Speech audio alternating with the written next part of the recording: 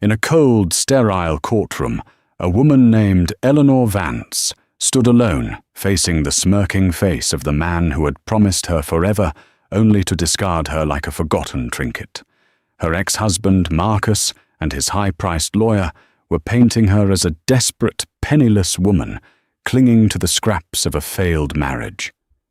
They mocked her worn-out dress, her quiet demeanor, and her humble request for a fair settlement. The public gallery whispered, and the judge seemed ready to dismiss her. But what no one in that room knew was that a secret buried for decades was about to erupt, a secret tied to one of the wealthiest and most reclusive men in the world. They thought they were crushing a nobody. They were about to learn they had provoked an heiress. The courtroom was a theater of quiet cruelty, and Eleanor Vance was the unwilling star of the tragedy. The air, thick with the scent of old paper and stale coffee, felt heavy in her lungs. Every rustle of a legal pad, every hushed whisper from the gallery seemed to amplify her isolation. She sat at the respondent's table, her back ramrod straight, a posture she'd perfected over years of enduring quiet indignities. Her hands clasped tightly in her lap were the only betrayal of the storm raging within her. Across the polished wood divide sat Marcus Thorne, her ex-husband. He wasn't just a man. He was a monument to his own success, dressed in a bespoke suit that probably cost more than Eleanor's entire wardrobe for the past decade. Beside him, his lawyer, a shark named Mr. Harrison, exuded an aura of predatory confidence. They made a formidable pair, whispering to each other and occasionally casting smug, dismissive glances her way. "Miss Vance," Mr. Harrison began, his voice a silken weapon. "You are seeking 50% of Mr. Thorne's assets accumulated during your 12-year marriage. Is that correct?" Eleanor's own lawyer, a young, earnest, but clearly outmatched public defender named Sarah Jenkins, nodded for her to speak. Eleanor cleared her throat, the sound barely a whisper. "Yes, that is what the law provides." A ripple of condescending laughter came from Marcus's side. Harrison smirked. "The law provides for a fair and equitable distribution, Ms. Vance. What we are here to determine is what precisely you contributed to the accumulation of those assets." He let the word "contributed" hang in the air, dripping with insinuation. Marcus had started his tech consulting firm, Thorne Innovations, 7 years into their marriage. He'd always told Eleanor it was his venture, his genius. She had worked 2 jobs in those early years, a waitress by day and a cleaner by night to keep their small apartment afloat while he chased his dream. She had typed his business proposals, made coffee for his late-night coding sessions, and been the silent, supportive bedrock upon which he built his empire. "I supported my husband," Eleanor said, her voice gaining a sliver of strength. "I ran our household, managed our finances, when we had almost nothing, and worked to pay our bills so he could focus entirely on his company." Harrison chuckled a dry, dismissive sound. "You mean you did the chores, Miss Vance, a commendable if unremarkable domestic duty. But Thorne Innovations is now valued at over $90 million.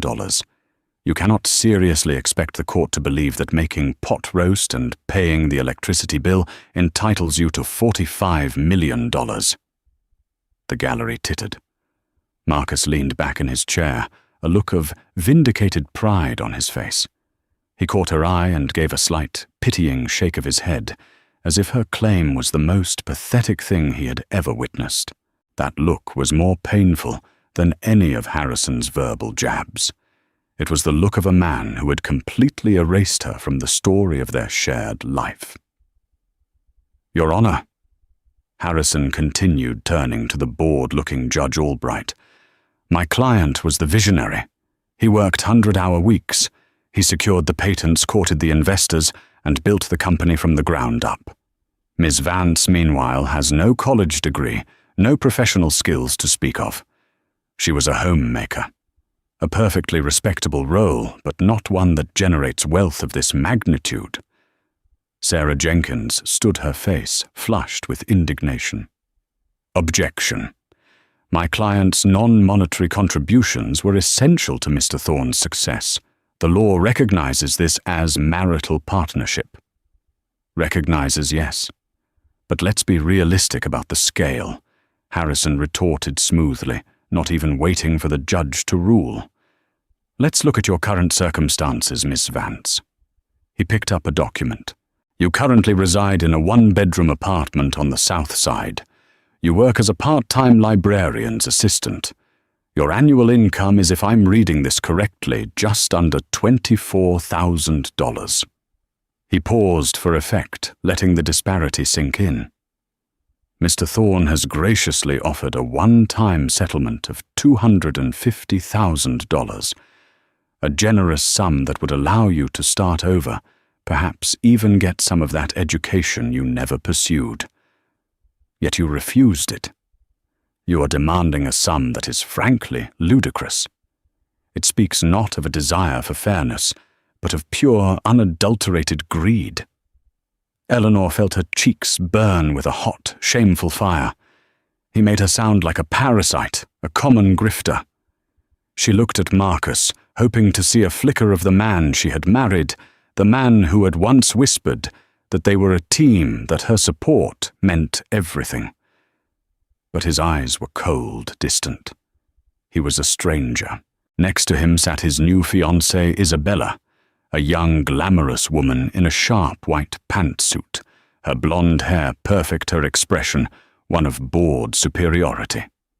She'd occasionally whisper something in Marcus's ear, and he would smile. They were a team now. Eleanor was just an obstacle to be cleared. "Miss Vance?" Judge Albright said, his voice laced with impatience. "Mr. Harrison makes a compelling point. The offer on the table seems more than fair, considering your limited involvement in the direct business operations. Are you sure you wish to proceed with this highly ambitious claim?" The judge's words were a clear signal. He had already made up his mind. She was the poor ex-wife trying to cash in. Her contributions were invisible, unquantifiable, and therefore worthless in the face of Marcus's gleaming 9-figure net worth. The world seemed to shrink around her, the walls of the courtroom closing in. The weight of their collective judgment pressed down on her chest, making it hard to breathe. They saw her as small, weak, and insignificant, a ghost of a life that Marcus had already moved on from. She opened her mouth to speak, to defend the 12 years she had poured into their marriage, but the words wouldn't come. Her throat was tight with unshed tears of rage and humiliation. In that moment, staring at the smug faces of Marcus and his lawyer, Eleanor felt utterly and completely defeated. As the lunch recess was called, Eleanor practically fled the courtroom, the echoes of thinly veiled mockery following her down the marble hallway. She found a secluded wooden bench in a quiet corridor, the cold of the polished wood seeping through her thin blazer. She felt hollowed out, a shell of the woman she once was. All she wanted was what was fair, what she was owed for her years of sacrifice. But in their world of power and money, fairness was a commodity she couldn't afford. Sarah, her lawyer, found her a few minutes later, holding 2 cups of lukewarm coffee from the courthouse vending machine. She sat beside Eleanor, her youthful optimism visibly dented. "Don't let them get to you, Eleanor," Sarah said, though her voice lacked conviction. "Harrison is a bully. That's his strategy, to make you feel worthless so you'll take their lowball offer." "It's working," Eleanor whispered, her voice hoarse. "Even the judge looks at me like I'm something he scraped off his shoe. We just need to prove your contribution. We need something concrete. Did you ever attend business meetings? Did you help him write the source code? Anything tangible." Eleanor shook her head, a fresh wave of despair washing over her. "No. He always said I wouldn't understand it. He kept that part of his life separate. He said it was to protect me from the stress. She now understood that he wasn't protecting her. He was excluding her, methodically writing her out of their success story, long before it was even written. As she sat there defeated, her mind drifted back, searching for a lifeline. She thought of her childhood, a past she rarely spoke of. She'd been raised in a series of foster homes, an orphan with no knowledge of her biological parents. Her file was thin, simply stating her mother had passed away in childbirth and her father was unknown. It was a rootless existence, one that had made her crave the stability she thought she'd found with Marcus. Her hand went to a small, simple silver locket she always wore. It was the only thing she had from her past, found with her when she was left at the hospital as a baby. It was plain, unadorned, and worth nothing monetarily, but it was her only tangible link to a history she'd never known. She opened it now, a nervous habit. Inside was a tiny, faded black and white photograph of a smiling young woman, her mother she assumed. On the other side, tucked behind the photo, was a minuscule folded piece of paper. It had been there for as long as she could remember. She'd looked at it 100 times over the years. It bore a single elegantly written name, Alistair Finch. The name meant nothing to her. She had tried searching for it years ago, but Alistair Finch yielded thousands of results. It was a dead end, a forgotten ghost. It was just another mystery in a life defined by them. Just as she was about to close the locket, a man in an impeccably tailored grey suit paused at the end of the corridor. He wasn't a lawyer or a court official. He carried an expensive leather briefcase and moved with an air of quiet authority that was utterly out of place in the drab courthouse. He had been sitting in the back of the gallery all morning, observing the proceedings with an unnerving stillness. His eyes, sharp and intelligent, met Eleanor's for a fleeting second. There was no pity in his gaze, only a cool, calculating assessment. Then he turned and walked away. Eleanor thought nothing of it, dismissing him as just another spectator at the public spectacle of her life's unraveling. The afternoon session began, and it was even more brutal than the morning. Harrison called a financial analyst to the stand, who systematically dismantled any claim Eleanor might have to the company's growth, presenting charts and figures that painted her as a financial non-entity. So in your expert opinion, Harrison concluded, what was Ms. Vance's direct financial contribution to the $90 million valuation of Thorne Innovations? The analyst adjusted his glasses. 0. He said the word, echoing in the silent courtroom. Her name does not appear on a single incorporation document, investment agreement, or patent filing. From a purely financial and legal standpoint, she was not involved. Marcus couldn't suppress a small, triumphant smile. It was over. Eleanor knew it. Sarah knew it. The judge was already mentally drafting his ruling. Sarah rose for a final, desperate cross-examination. But a company isn't just documents and patents, is it? It's built by people. It requires time. Time that Mr. Thorne had in abundance because my client was at home, creating an environment that allowed him to work without distraction. A noble sentiment, the analyst said condescendingly, but one that has no place on a balance sheet. Defeated, Sarah sat down. Judge Albright cleared his throat, ready to deliver his verdict. In light of the evidence presented, the court is inclined to... He was cut off by a sudden commotion at the back of the courtroom. The heavy oak doors swung open, and the man in the grey suit strode in. He wasn't alone. He was followed by 2 other individuals who looked more like corporate bodyguards than legal aides. Your Honor, forgive the interruption, the man said, his voice calm but resonant, commanding immediate attention. My name is Julian Croft. I am Senior Counsel for Finch Global Enterprises. I am here on a matter of extreme urgency that directly pertains to the respondent, Ms. Eleanor Vance." A murmur swept through the courtroom. Finch Global Enterprises wasn't just a company. It was a legendary multi-billion-dollar conglomerate with interests in every corner of the world. It was owned by the most elusive and powerful billionaire on the planet, a man so reclusive he hadn't been photographed in over 30 years, Alistair Finch. Eleanor's heart stopped. She heard the name, and her blood ran cold. Alistair Finch, the name from her locket. Judge Albright, visibly flustered by the unexpected and high-profile intrusion, stammered, "Mr. Croft, this is a private divorce proceeding. I don't see what business Finch Global could possibly have here." Mr. Croft's gaze was unyielding. He didn't look at the judge. He looked directly at Eleanor, a strange, almost reverent expression on his face. "On the contrary, Your Honor," he said, his voice ringing with authority. "We believe Ms. Vance's true assets have been grossly, and I mean grossly, underestimated." Marcus and Harrison exchanged confused, irritated glances. What was this nonsense? Some kind of stunt. Harrison stood up. "Objection, Your Honor. This is an outrageous interruption. This man has no standing here."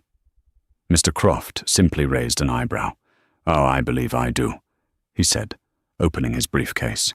He pulled out a single thick document bound in leather. "I am here to execute the legally certified and recently updated last will and testament of my employer. You see, Mr. Alistair Finch passed away peacefully in his sleep 48 hours ago." A collective gasp filled the room. The death of Alistair Finch would be front-page news worldwide.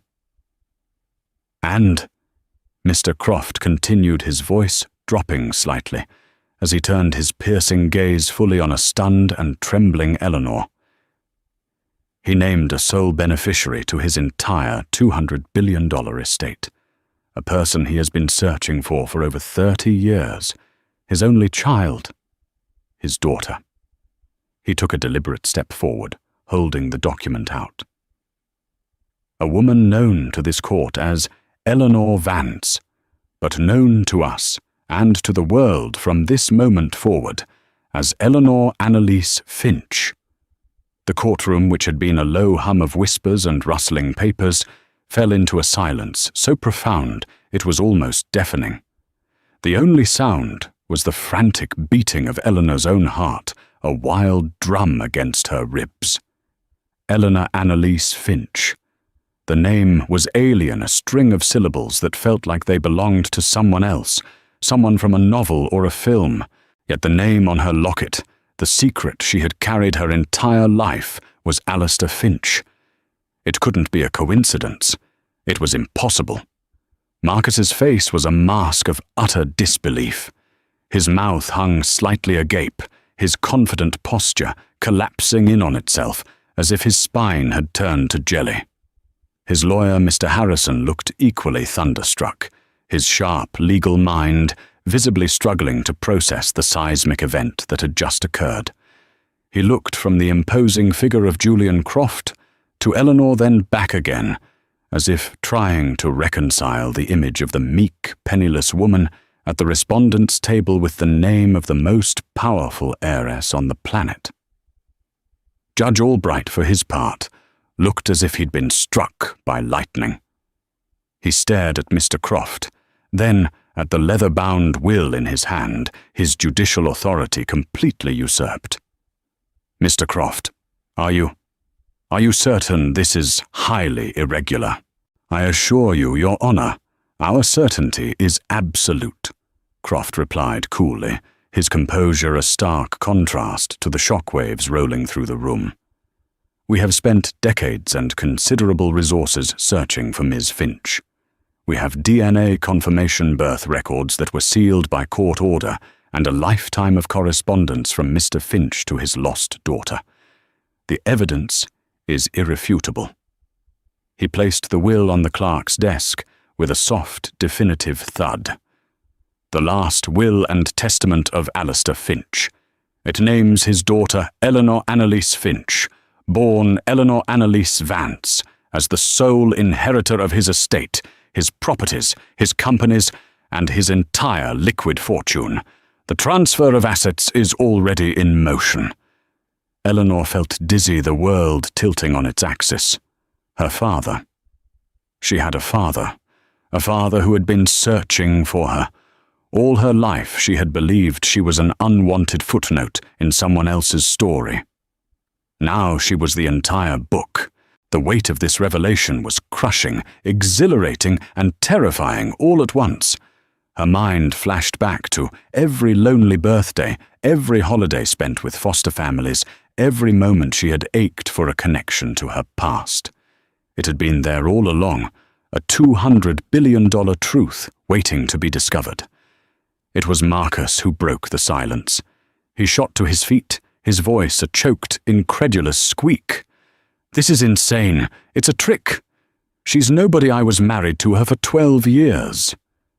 She's a librarian's assistant, for God's sake. She doesn't know anything about anything." His panic was palpable. He wasn't just losing an argument. He was watching the entire foundation of his reality crumble. The woman he had dismissed as a simple-minded homemaker was suddenly the wealthiest person he had ever met, by a factor of thousands. Mr. Harrison, recovering his senses, quickly tried to spin the situation. "Your Honor, this changes nothing about the proceedings. This alleged inheritance occurred after their separation. It is not a marital asset. My client's offer of $250,000 still stands. It is in fact even more generous now, as Ms. Vance clearly no longer needs it." He was trying to salvage the situation, to frame it as a win, but his voice was strained, his usual smugness replaced by a desperate, frantic energy. Julian Croft turned his head slowly to face Harrison, a thin, humorless smile gracing his lips. "You misunderstand, Counselor. I am not here to discuss Ms. Finch's inheritance as it pertains to this divorce. I am here to discuss the assets that were already hers during the marriage." A new wave of confusion swept the room. "What are you talking about?" Marcus demanded, his voice cracking. Croft's eyes glinted with cold precision. While Mr. Finch was unable to locate his daughter for many years, he never stopped providing for her. On her 18th birthday, he established a blind trust in her name, the EAV Trust. He has been depositing funds into it on every birthday and every major holiday since. The trust was managed by our firm with instructions to grow the capital until she was found. He paused, letting the information sink in. As of this morning, that blind trust, which legally belonged to Eleanor Vance now. Finch, throughout the entirety of her 12-year marriage to Mr. Thorne, is valued at approximately $750 million. The sound Marcus made was a strangled gasp. Harrison's face went white as a sheet. $750 million. A marital asset, an asset that Eleanor had been completely unaware of, but which was legally hers. The implication was clear and devastating. According to the very laws of equitable distribution that Harrison had been so smugly lecturing them on, Marcus wasn't divorcing a poor librarian's assistant. He was divorcing a woman who for the last 12 years had been a multimillionaire, and he was legally entitled to none of it, while she was entitled to half of his $90 million company. The irony was so thick it was suffocating. Harrison, the master of legal maneuvering, had just been checkmated by a ghost. "So you see, Counselor," Croft continued, his voice dripping with ice, "we are not here to ask for more from Mr. Thorne. In fact, we are here to make him an offer." He turned his gaze to Eleanor, who was still trying to process the enormity of what was happening. Her life was being rewritten, sentence by sentence, right before her eyes. "Ms. Finch, Croft said, his tone softening with respect. "With your permission, we would like to formally withdraw your claim for 50% of Thorn Innovations." Marcus's eyes widened with a flicker of desperate hope. Was he off the hook? "And in its place," Croft said, turning his lethal gaze back to Marcus, "we will be filing a counterclaim. We will be demanding 50% of all marital assets. That includes Mr. Thorne's $90 million company. And of course, Ms. Finch's $750 million trust fund. We believe Mr. Thorne's fair and equitable share of the total marital pot comes to approximately $420 million. We are prepared to write him a check today." The room erupted. Marcus Thorne, the man who had mocked his wife for being poor, had just been offered a payout that would make him one of the richest men in the city. But it wasn't a victory. It was the ultimate humiliation. His entire $90 million empire was now just a rounding error in his ex-wife's finances. He had spent the entire day trying to swindle her out of a fair settlement, only to find out he was the one who had been living in ignorance, a pauper married to a princess. Eleanor finally looked up, her eyes locking with Marcus's. The fear, the confusion, the shame, it was all gone. In its place was a calm, quiet strength she hadn't felt in years. The power dynamic hadn't just shifted, it had been annihilated. She saw him for what he was, a small man made temporarily large by money, now utterly dwarfed by a power he couldn't comprehend. The unraveling of his lies was complete. The unraveling of her new life had just begun. The immediate aftermath in the courtroom was chaotic. Reporters who had been lazily covering what they assumed was a run-of-the-mill bitter divorce were now scrambling their phones pressed to their ears as they barked the unbelievable headlines to their editors. The death of Alistair Finch was a monumental story. The discovery of his secret heiress in a provincial divorce court was the kind of sensational twist that would dominate the news cycle for weeks.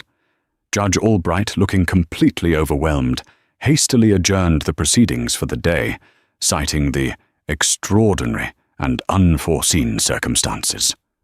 Marcus was frozen in place, his face a ghastly shade of pale. His fiancée Isabella, who had looked upon Eleanor with such disdain, was now staring at her with a mixture of awe and terror, as if Eleanor had suddenly sprouted wings and a halo. Isabella slowly began to edge her chair away from Marcus, a silent, instinctual act of distancing herself from a man whose world had just imploded.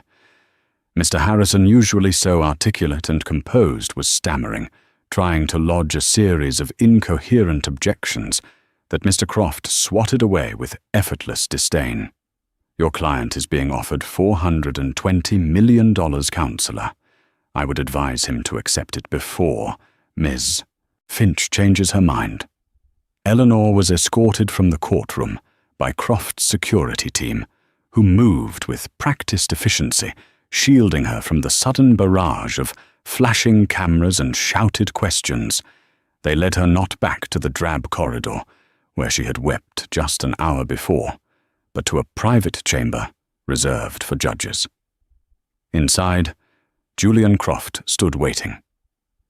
"Miss Finch," he said, his voice now gentle. "I know this is a great deal to process. We have a car waiting to take you wherever you need to go. We have also secured a suite for you at the Grand Majestic Hotel, under a secure name." Eleanor sank into a plush leather chair, her legs finally giving way. "My father, Alistair Finch. Why didn't I know?" Croft's professional demeanor softened, revealing a glimpse of the man who had served his employer loyally for decades. "He tried, Eleanor. I promise you, he tried." He explained the story in brief, compassionate strokes. Her mother, Annalise, was the love of Alistair's life, a brilliant art historian. They had kept their relationship private, away from the prying eyes of the world that followed a man of his stature. Annalise had died from complications during childbirth. In his grief, Alistair had been betrayed. A distant, jealous relative, entrusted with the baby's care while he made funeral arrangements, had maliciously given the infant Eleanor over to the state system, telling Alistair that the child had also passed away. He believed you were gone for 5 years. Croft said, his voice heavy with the weight of the old tragedy. It wasn't until the relative made a deathbed confession that Alistair learned the truth. You were alive, but you had been lost in the foster care system.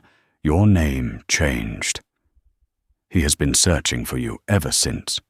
He poured billions into the search, hiring the best investigators in the world. But you had moved so many times, and records from that era were imperfect.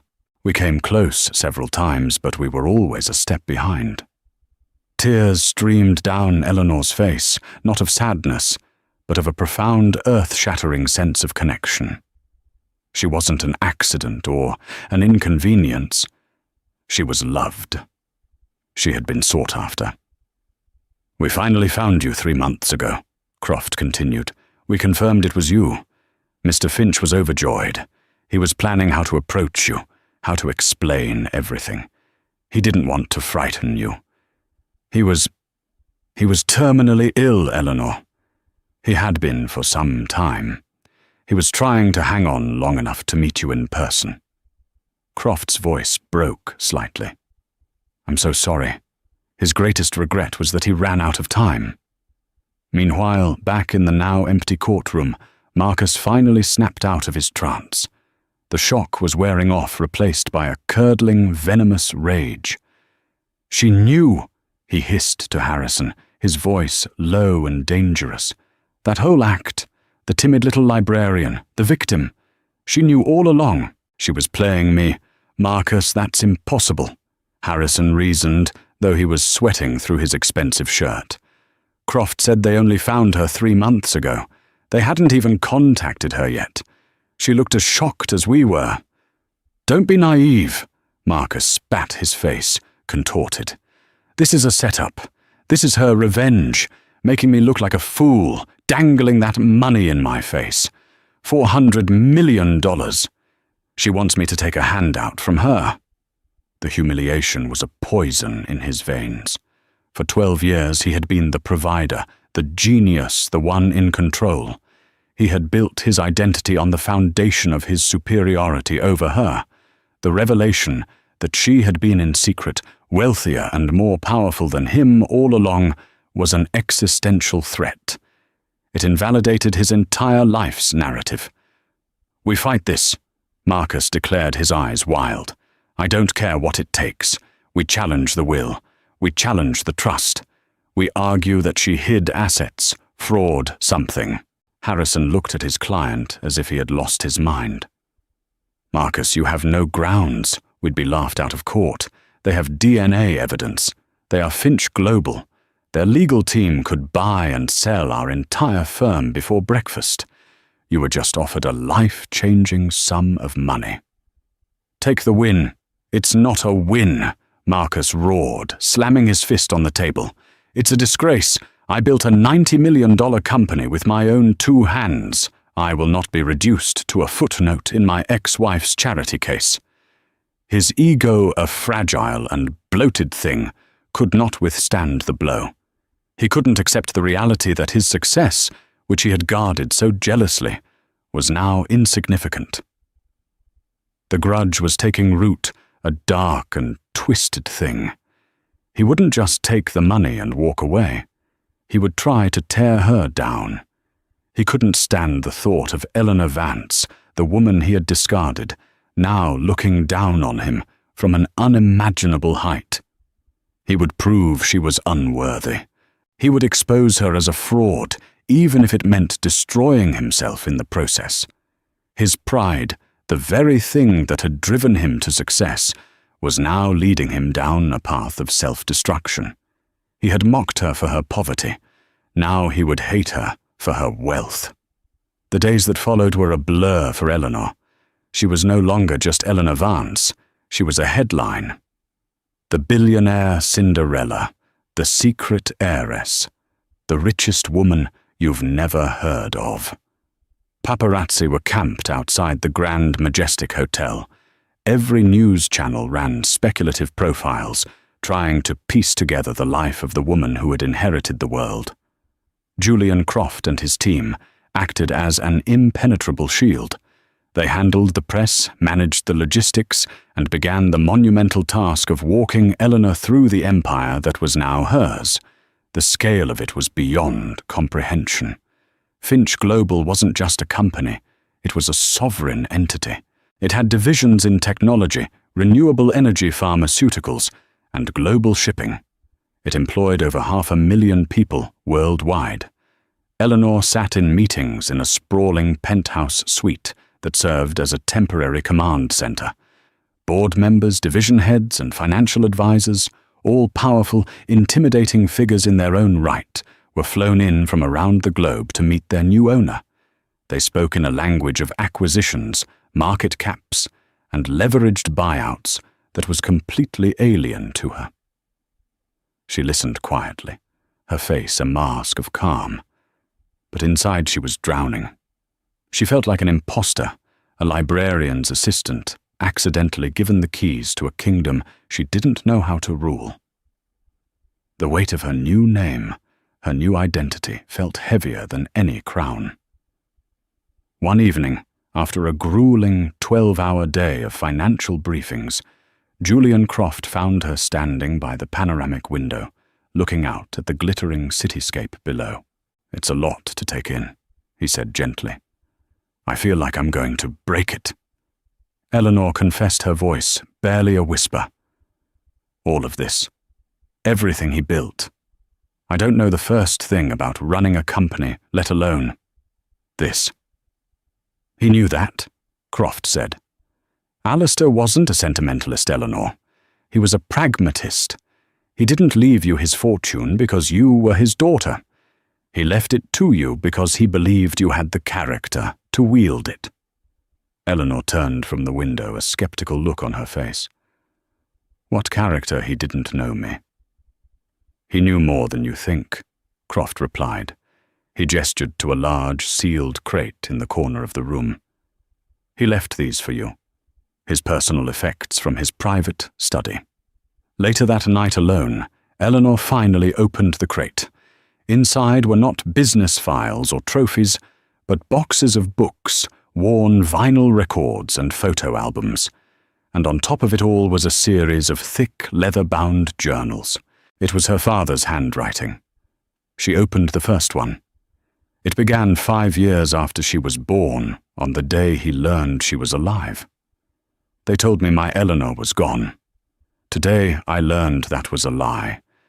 She's out there somewhere. I have a daughter, and I will not rest until I find her." Eleanor read for hours, tears blurring the pages. She read about his hopes for her, his fears. He wrote to her as if she were there with him. He detailed his business decisions, not in terms of profits and losses, but in terms of the world he wanted to build for her, a world he hoped she would one day inherit and make better. He wrote about his philosophy, that true strength wasn't about aggression or ambition, but about integrity, empathy, and resilience. "Money is a tool," Eleanor, one entry read. "It can build or it can destroy. It reveals character. It does not create it. I have seen what greed does to men. They become hollow. I pray you never lose your heart, for it is a far greater treasure than anything I can ever leave you." Through his words, she finally met her father. He wasn't just a billionaire. He was a man of profound depth, intelligence, and love. And in his descriptions of the daughter he hoped to find, she began to see herself. He hadn't been looking for a CEO. He had been looking for a person of substance. He had trusted that the little girl lost to the world would grow into a woman of integrity. Meanwhile, Marcus was making good on his threat. Fueled by a toxic mix of wounded pride and utter denial, he officially rejected the settlement offer. His lawyer, Mr. Harrison, looking deeply uncomfortable, filed a motion to contest the validity of the EAV trust, claiming Eleanor had committed marital fraud by failing to disclose the asset. It was a ludicrous legal argument destined to fail, but its purpose wasn't to win in court. Its purpose was to harass, to delay, and to drag Eleanor's name through the mud. Marcus gave a series of disastrous interviews to tabloid media, painting Eleanor as a manipulative schemer. She played the long game. He claimed his face, a mask of faux sincerity. She pretended to be simple, to be content with nothing, all while sitting on a secret fortune. Our entire marriage was a lie. The public, initially sympathetic to the billionaire Cinderella, began to waver. The narrative Marcus was spinning was insidious, and to some believable. Could someone truly be unaware of such a fortune? Eleanor watched one of the interviews on a tablet in her suite, her face impassive. A few days ago, his words would have shattered her. Now they felt like pebbles thrown against a fortress wall. She had spent 12 years being defined by him. She was done. She picked up the phone and called Julian Croft. "Julian," she said, her voice clear and steady. "I'm ready. Schedule a full board meeting for tomorrow morning at the main headquarters. It's time I introduced myself." She wasn't just the heiress anymore. Reading her father's journals, she had found her purpose. She wasn't going to break his legacy. She was going to honor it.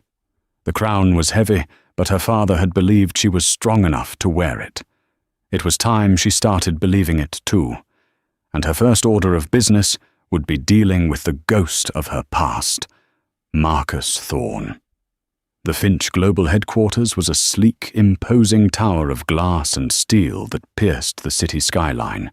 It was a monument to power, a place where decisions were made that could alter the course of entire nations. As Eleanor stepped out of the armored sedan, flanked by her security team, she felt a tremor of her old insecurity. But then, she straightened her shoulders, remembering her father's words, "Never let them see you doubt yourself even when you do." She was dressed not in the couture gowns the media expected, but in a simple, elegant, dark grey business dress. It was a statement she was not a socialite, not a celebrity. She was here to work. The boardroom was on the top floor, a cavernous space, with a table that could seat 40. The entire executive board was assembled, a collection of the most brilliant and ruthless minds in the corporate world. They watched her with hawk-like intensity as she entered, Julian Croft by her side. They were assessing her, measuring her, wondering if the empire Alistair Finch had built was now in the hands of a weak, unqualified amateur. Eleanor walked to the head of the table, to the chair that had been her father's. She didn't sit. She stood, her hands resting lightly on the back of the chair, and looked each board member in the eye. "Good morning," she began, her voice, calm and measured, amplified slightly by the room's hidden acoustics. "My name is Eleanor Finch. I know many of you have questions. You have dedicated your careers to this company, to my father. You are wondering about the future. About me." She paused, letting the silence settle. "I did not ask for this. I did not expect this. I am not my father. I do not have his experience or his singular genius. I will not pretend that I do. For the past 12 years I was a wife, a homemaker, and a librarian's assistant. My life was small, and I was, for the most part, content with that." A few of the board members exchanged uneasy glances. This was not the confident visionary speech they were hoping for. But in the last week, Eleanor continued, her voice gaining a new edge of steel. "I have been reading my father's journals.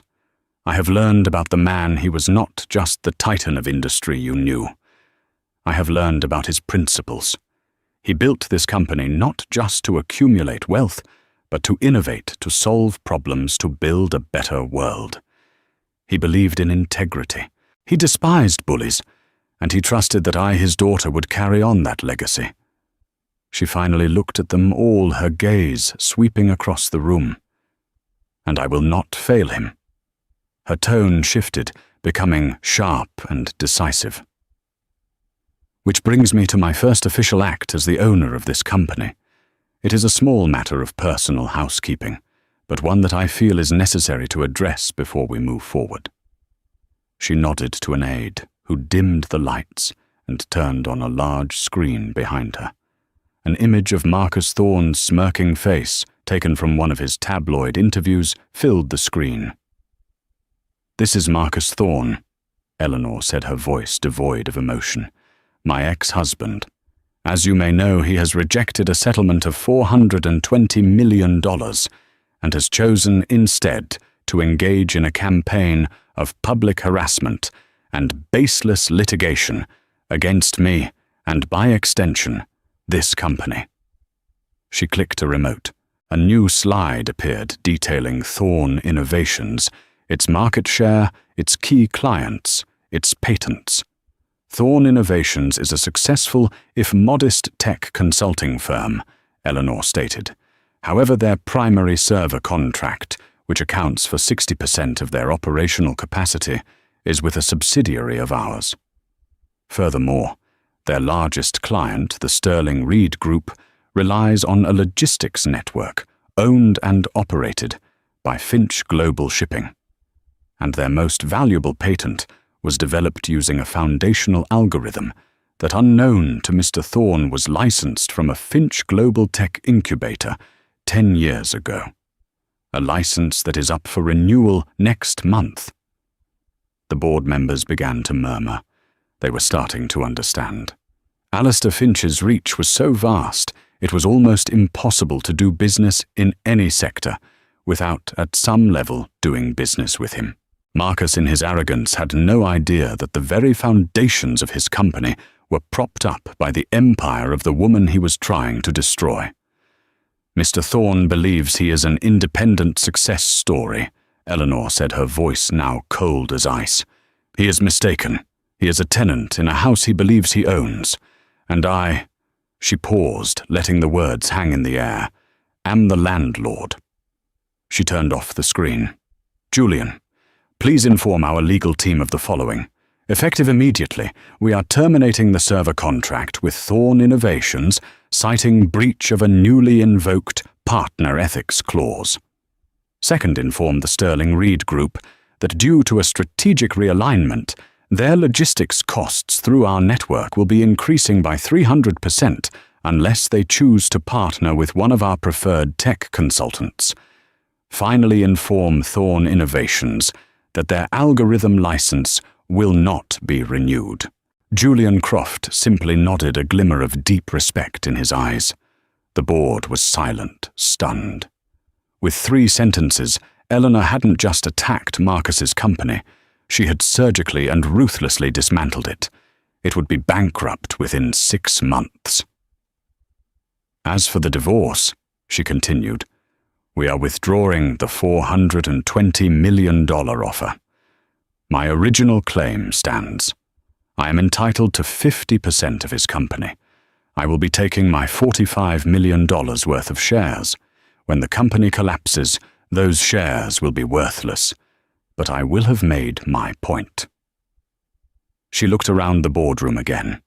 The skepticism was gone, replaced by a mixture of shock, awe, and perhaps a little fear. They had expected a librarian. They had gotten a Finch. "My father despised bullies," she repeated, her voice now soft, but carrying immense weight. "He taught me through his words that power is not to be used for personal vengeance, but it must be used to protect what is yours and to decisively end threats. Mr. Thorne is a threat. Today that threat has been ended. Now," she said, finally taking her seat at the head of the table, "let's talk about the future of Finch Global's renewable energy division." She was the architect of her own consequences, now not the victim of them. She wasn't just wearing the crown, she was wielding the scepter. And the world was about to see what Eleanor Finch could truly do. The news of Thorn Innovations' impending collapse hit the financial world like a tidal wave. It happened with breathtaking speed. The termination of the server contract was announced first, a devastating blow that sent Marcus's other clients into a panic. Then came the news of the logistics price hike, which caused his biggest client, Sterling Reed, to publicly sever ties within hours. The final nail in the coffin was the non-renewal of the algorithm license, rendering his company's core product obsolete. Marcus was apoplectic. He was ruined. His $90 million company, the entire source of his pride and identity, had been reduced to ashes in less than 24 hours. He tried to fight back, screaming to the media about corporate sabotage and unfair practices, but no one was listening. He had picked a fight with Finch Global, and the outcome was as predictable as the sun rising in the east. He had been a fly swatting at a giant, and the giant had finally swatted back. His fiancée Isabella saw the writing on the wall. The glamorous life Marcus had promised her had vanished. She was gone by the end of the week, leaving behind a brief note and an expensive engagement ring on the marble countertop of his now heavily mortgaged penthouse. Mr. Harrison, his own reputation in tatters for advising Marcus on such a suicidal course of action, formally withdrew from the case. Marcus was left with a second-rate lawyer who advised him to take whatever he could get. The final court date was a stark contrast to the first. The room was packed not with bored spectators, but with serious financial journalists. Eleanor arrived quietly flanked by Julian Croft. She wore a simple cream-colored dress, looking serene and composed. Marcus was already there, a shrunken, haggard version of his former self. His bespoke suit was wrinkled, his face was unshaven, and his eyes were filled with a defeated, hollow hatred. He stared at Eleanor, but there was no fire left in him, only the cold embers of his own arrogance. The proceedings were brief. Marcus's new lawyer meekly accepted Eleanor's original claim, 50% of Thorn Innovations' assets. The judge, now showing Eleanor an almost comical level of deference, swiftly approved the settlement. A financial analyst presented the company's current valuation. After the cancelled contracts and loss of intellectual property, the company was drowning in debt. Its net value was negative $3 million. Eleanor's 50% share was a debt of $1.5 million. Her lawyer, a senior partner from Finch Global's legal team, this time stood. "Your Honor, my client, Ms. Finch, in a show of good faith and a desire to close this chapter, has decided to graciously forgive Mr. Thorn's half of the debt." It was the final, quietest, most devastating blow. She wasn't just taking his company, she was absolving him of the debt and act of charity that underscored the infinite gulf that now lay between them. It was not an act of kindness, but a final dismissive gesture of power. She was writing him off, not just as a husband, but as a balance sheet entry. After the gavel fell, Eleanor stood and walked out of the courtroom without a single backward glance. Marcus remained seated, a broken man left with nothing but the public humiliation of his own making.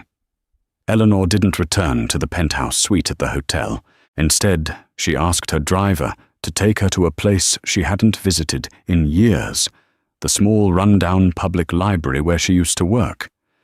She walked through the familiar aisles, the scent of old books, a comforting balm. She ran her fingers over the worn spines, remembering the quiet peace she had found in this place, a sanctuary from her unhappy marriage. She realized then that her old life hadn't been a weakness. Her quiet nature, her love of books, her ability to endure these were not flaws to be mocked. They were the source of her strength. It was in the quiet moments that her character had been forged, the character her father had trusted. Marcus, with all his noise and bluster, was the weak one. His strength was borrowed from money and status. Hers was innate. Standing there among the stories of ages, Eleanor Finch, the secret heiress, finally understood. She hadn't inherited a fortune. She had inherited a responsibility. Her victory wasn't in crushing Marcus or in the billions of dollars now at her command. Her victory was in the quiet realization of her own worth, a worth that had been there all along, hidden in plain sight, waiting for her to finally claim it. Her new life wasn't about the money or the power. It was about honoring a father she had never met by becoming the woman he always believed she was. Eleanor's journey from a courtroom punching bag to a global powerhouse serves as a powerful reminder that true strength isn't always loud. It's often found in the quiet dignity of those who are underestimated, in the resilience of a spirit that refuses to be broken. Marcus Thorne saw his wife as an accessory to his success, easily discarded and replaced. He never bothered to look deeper to see the integrity and fortitude that lay beneath her quiet exterior. In the end, he wasn't defeated by her money. He was defeated by her character, the very thing he lacked. Her story is a testament to the idea that our past does not define our future, and that sometimes the most profound changes in life come not from what we seek, but from who we truly are. What did you think of Eleanor's ultimate decision? Was it justice or mercy? Let us know in the comments below. And if you enjoyed this story of karmic justice and hidden strength, please hit that like button, share this video with a friend, and make sure you subscribe for more incredible real-life dramas. He saw her across the grand ballroom, his ex-wife, Celine, the woman he'd discarded like last season's fashion. He smirked, taking in her simple black dress, a pathetic little sparrow in a room full of peacocks. She was working the party, serving the very people he golfed with. It was too perfect. He decided in that moment to finally put her in her place, to show everyone what a mistake he'd never made. He strode over, a cruel sneer on his face, ready to publicly shame her. But he made one fatal mistake.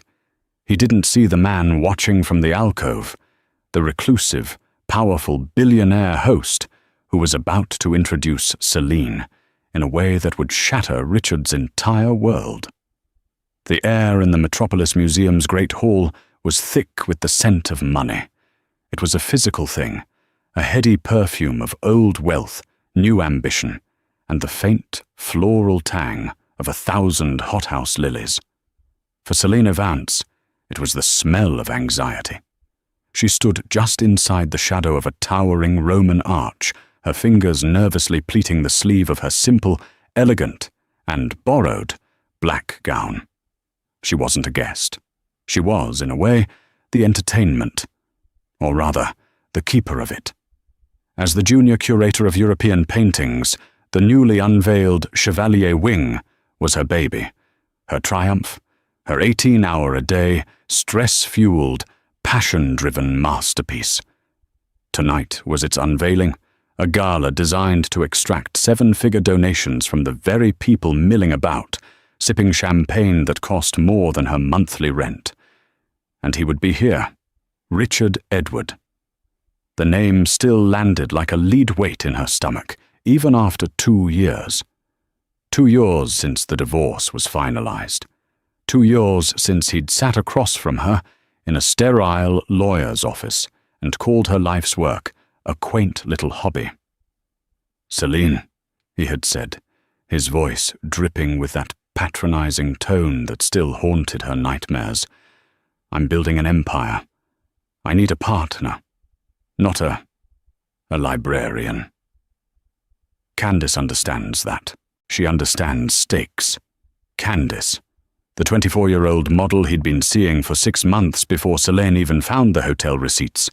Candice, who was now Candice Edward, adorned in the diamonds Selene had returned, living in the penthouse Selene had decorated. Selena clutched the laminated staff badge hidden in her silk clutch. She wasn't a librarian. She was an art historian, a damn good one. This exhibit, securing the loans, authenticating the new Vermeer acquisition, overseeing the restoration of a 17th century Dutch still life, this was her empire. It was just built of canvas and pigment, not stock options and hostile takeovers. "You okay, Elle?" Selene jumped. It was Sarah, her colleague and friend, holding 2 flutes of champagne. Sarah was rosy-cheeked, her eyes wide with the glamour of it all. "Just nerves," Selena lied, taking a flute. "Making sure the lighting on the Dahim doesn't wash out the chiaroscuro." Sarah rolled her eyes. "Only you would worry about 17th century lighting techniques when Harrison Ford is standing by the caviar. Relax. We did it. The wing is stunning. Dr. Albright is already weeping tears of joy and high-end scotch." "Dr. Albright is nervous about the guest of honor," Selene murmured, scanning the crowd. "The man himself. Dylan Chevalier." "The ghost," Sarah whispered, leaning in. "They say he's richer than God and twice as reclusive. Can you believe he funded this entire wing, sight unseen, and this is the first time he's setting foot in it?" "His office was particular," Selene said, recalling the months of terse, precise emails from a faceless assistant. "He only cared about the Vermeer. He wanted reports on the restoration weekly." "Well, he's about to see the best work of your life," Sarah said, squeezing her arm.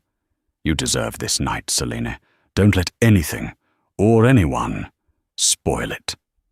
Selene nodded, but her gaze drifted back to the grand entrance. She knew Richard. He wasn't just on the museum's board. He was a patron. He'd bought his way in, just as he bought everything. He wouldn't miss a chance to perform, to see and be seen. And then, as if summoned by her dread, he appeared. Richard Edward was a man who didn't just enter a room, he conquered it. Tall, impeccably dressed in a custom Tom Ford tuxedo, his blonde hair perfectly coiffed. He was handsome, in the sharp, predatory way of a hawk. And on his arm, dripping in emeralds that matched her dress, was Candice. She was breathtakingly beautiful, with a vacant, practiced smile. Selene felt the air leave her lungs. It was an involuntary, physical reaction. The old panic, the feeling of being small, of being not enough, clawed at her throat. She instinctively stepped deeper into the shadow of the archway, her heart hammering against her ribs. She was a curator. She was a professional. She was terrified. Richard's eyes swept the room, a king surveying his court.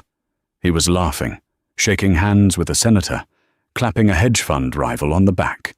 He was in his element. Selene was just part of the scenery. "Just breathe," she whispered to herself, gripping the champagne flute so tightly she was surprised it didn't shatter. "He won't even see you. You're just staff." But as the thought crossed her mind, Richard's gaze snagged on her.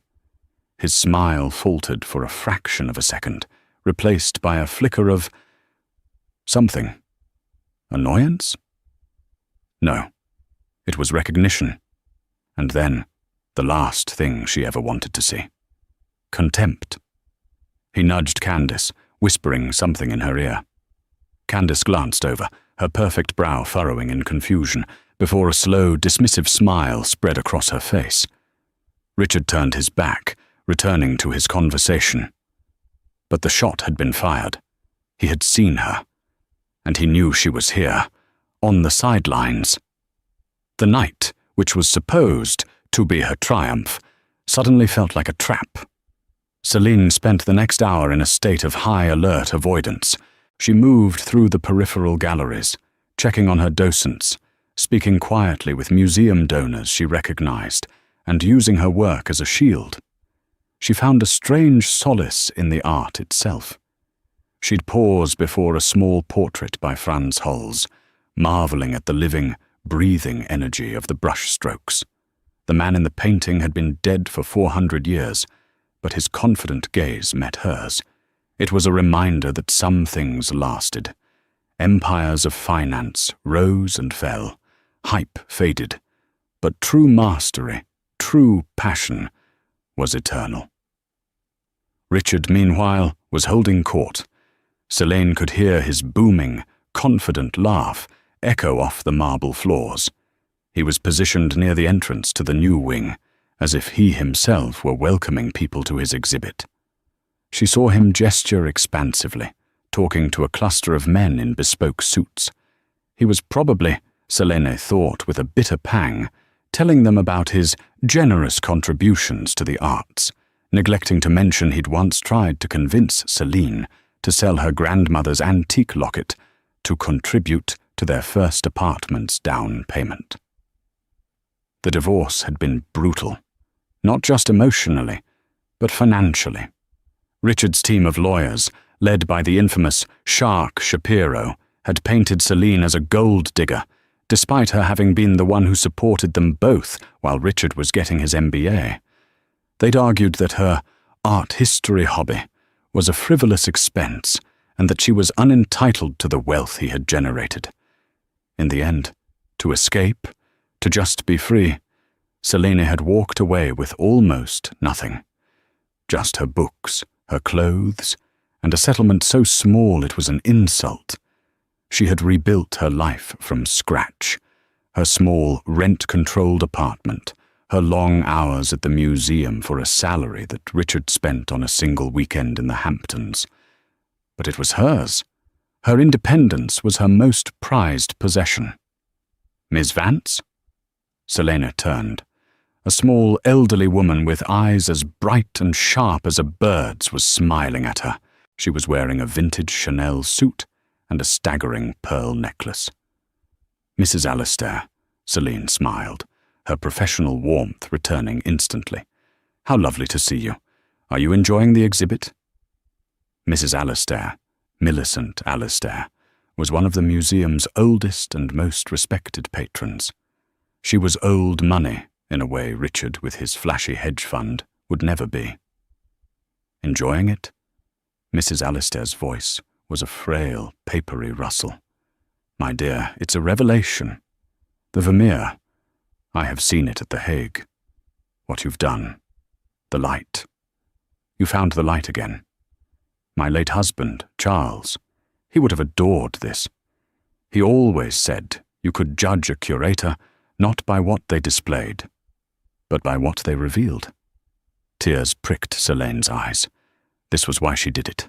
Not for the galas, not for the money, but for this, for the connection. Thank you, Mrs. Alistair. That means more than you know.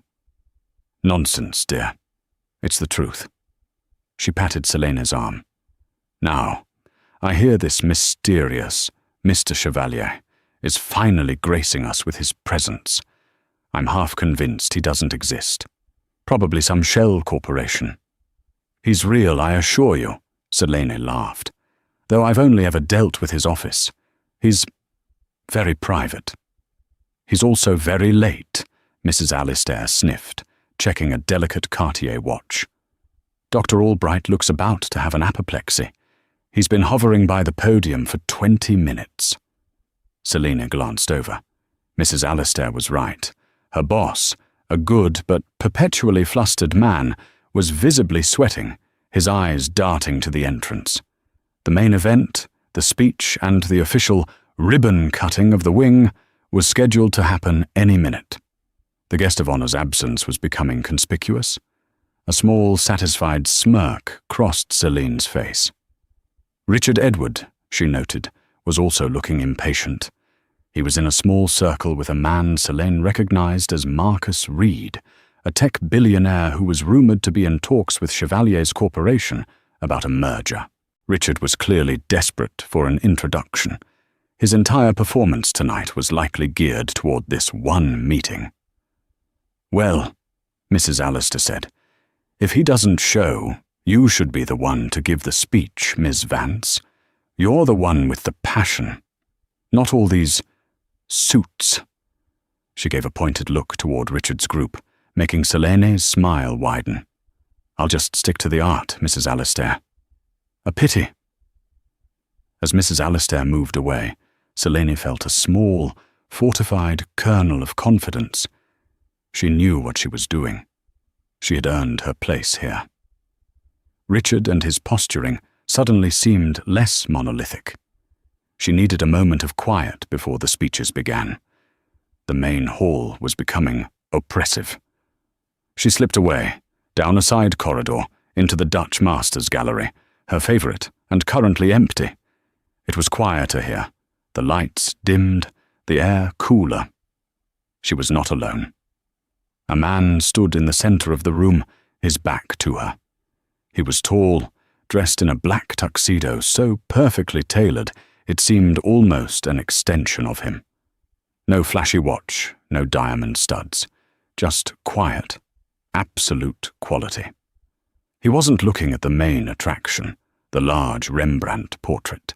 He was staring at a small, unassuming painting in the corner, a Vanitas by Peter Claes, a study of a skull, an overturned glass, and a guttering candle. He seemed utterly absorbed, a man at home in the silence. Selene, not wanting to disturb him, began to back out. "It's the lemon," he said, his voice a low, smooth baritone with a faint, unplaceable European accent. He didn't turn around. "Isn't it?" Selene froze. "I'm sorry." He finally turned, and Selene felt a different kind of shock, one that had nothing to do with fear. He was not conventionally handsome like Richard. His features were starker, more severe. High cheekbones, a strong jaw, and eyes so dark and intelligent they seemed to see right through her. He looked to be in his late 40s, his black hair brushed with a distinguished silver at the temples. "The lemon," he repeated, gesturing to the painting. "Everyone looks at the skull, the symbol of death. They look at the extinguished candle, the transience of life. But he spent the most time on the lemon. The peel is so precise, you can almost taste the bitterness. Life isn't just short, it's difficult, it's sour." Selene found her voice. "But it's also," she said, walking slowly toward him, "the only source of light and color in the entire composition. The artist is saying that yes, life is bitter. But it's also vibrant and textured, and the most real thing on the canvas. Compared to it, death is just a dull, beige afterthought." The man's intense gaze softened, a flicker of genuine surprise in his eyes. A slow, appreciative smile touched the corner of his mouth. "That is a much better analysis than mine." "It's just a different one," Selene said, blushing. I'm Selene Vance. I'm with the curatorial team." "Dylan," he said, extending a hand. His grip was firm and warm. "Just Dylan, a guest. Are you enjoying the gala, Dylan?" "I despise galas," he said, so bluntly it made Selene laugh. "The noise, the posturing, the number of people who look at art but never see it." His eyes flicked back to the painting. "They'd walk right past this. It's too small, not impressive enough." "It's my favorite piece in this room," Selene admitted. "Why?" he asked. The question was simple, direct. He wasn't making small talk. He genuinely wanted to know. "Because it's honest," Selene said, thinking of Richard, of the divorce, of the struggle. "It doesn't pretend life is easy. It doesn't offer false hope. It just says, here it is, the bitter, the beautiful, and the end. Make of it what you will. I respect that." The man, Dylan, held her gaze for a long, heavy moment. It was an unnerving, deeply personal level of attention. He seemed to be cataloguing her, reading her in a way that left her feeling completely exposed, yet understood. "You have the eye of a restorer, Miss Vance," he said softly. You don't just see the surface. You see the truth underneath. Before she could reply, a frantic-looking man in a headset slipped into the room. "Sir, Mr. Chevalier, we're starting. Dr. Albright is... he's waiting." Celine's blood ran cold. "Chevalier." She looked, stunned, at the man beside her. Dylan Chevalier. The ghost, the benefactor.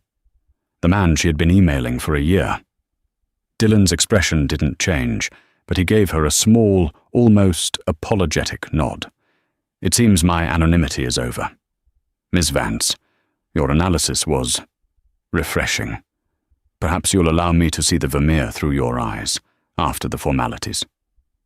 "Of course, Mr. Chevalier," she stammered, feeling like a fool.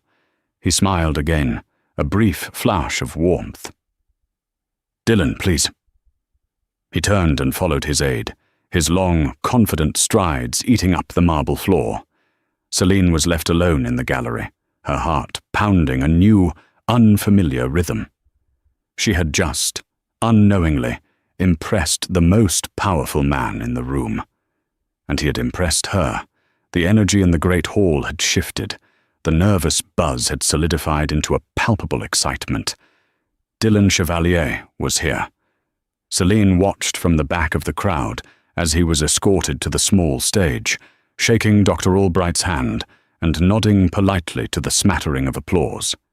He was a natural presence, exuding a quiet authority that required no effort. He didn't smile for the cameras. He didn't wave. He simply stood, a picture of calm, as Dr. Albright launched into a fawning, overly long introduction. Celine's mind was racing. Their conversation, it had been so normal, so real. He wasn't a shell corporation or a ghost. He was a man who loved art, who understood the symbolism of a Dutch vanitas, a man who... She stopped the thought. It was unprofessional. He was the museum's biggest donor. She was a junior curator. She scanned the crowd, and her eyes landed, inevitably, on Richard. His reaction was a study in pure, unadulterated shock. His jaw was slack. He was staring at Dylan Chevalier, then at Marcus Reed, his face pale. He had clearly missed his chance. The man he'd been trying to impress all night had been in the building for who knows how long, and Richard had been too busy performing to notice. Then, Richard's gaze shifted, sweeping the room until it found Celine. He saw her watching him. He registered her proximity to the stage. His eyes narrowed. He was putting pieces together, but they were the wrong pieces. He saw her, a staff member, and he saw the most important man in the room, and his expression hardened. Dylan kept his speech mercifully brief.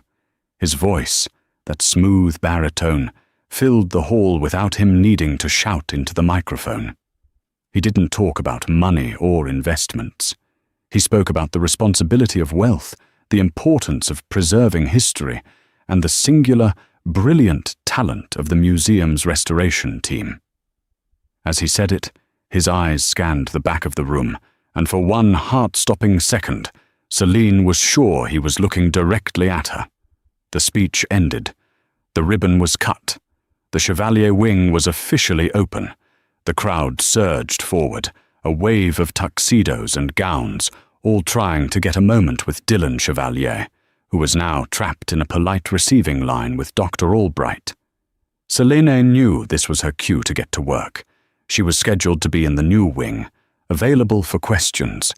She slipped through the crowd, taking a side passage to bypass the bottleneck at the main entrance. She felt a hand grip her bare arm, hard. Well, well, Celine. She spun around, her heart leaping into her throat.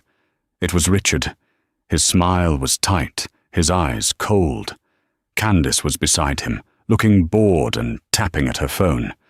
"Richard," Selina said, her voice strained. She tried to pull her arm free, but his grip tightened. "I have to hand it to you," he sneered, his voice low. "This is a new low, even for you." "I don't know what you're talking about." "Oh, come on." Just staff?" He mimicked her earlier, frightened tone. "Or are you trying a different angle? I saw you, slinking out of that side gallery with Chevalier. You're trying to sleep with him, aren't you?" The accusation was so vile, so Richard, that Selene recoiled. "That is disgusting. I was working. Let go of me."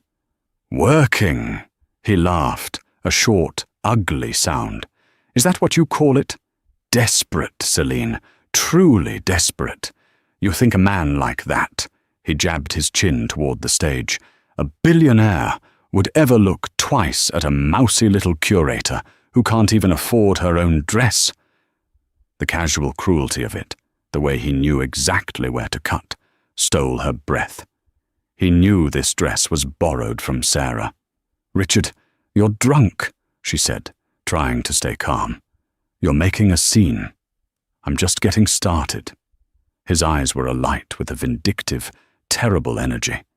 He had been humiliated by missing his chance with Chevalier, and now he was going to take that humiliation and transfer it tenfold onto her. It was his signature move. "Look at you," he said, his voice rising, drawing the attention of a few people nearby. "You're at the biggest party of the year, and you're part of the scenery. I gave you everything. I gave you a life, and you threw it away to go play with dusty old paintings. I left you, Richard," Selene hissed, "because you are a cruel, narcissistic bully. Now for the last time, let go." She wrenched her arm free, rubbing the red marks his fingers had left. Candace finally looked up from her phone. "Richie, stop! People are looking." "Let them look," Richard boomed.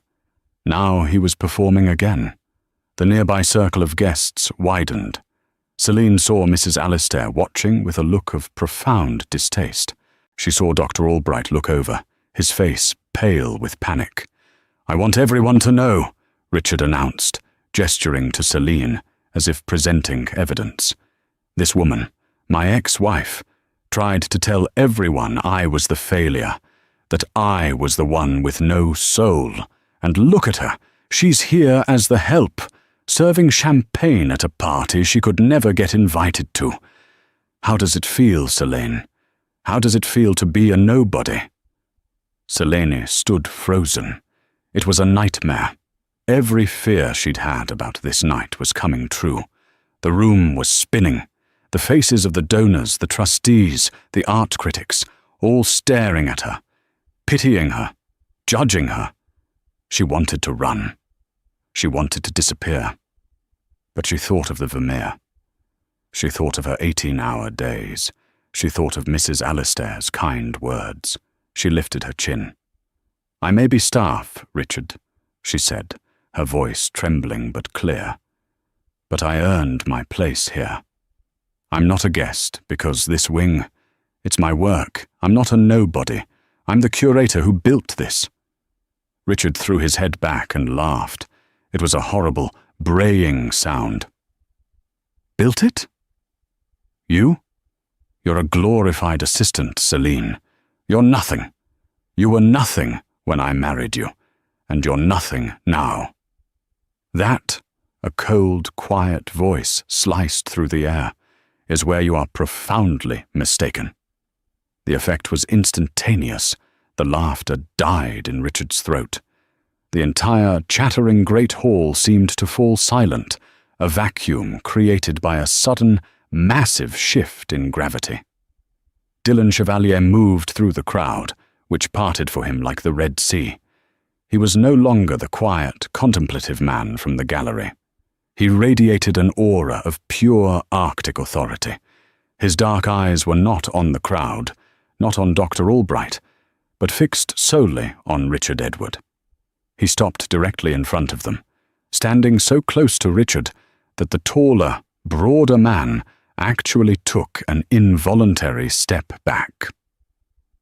Dylan didn't look at Celine.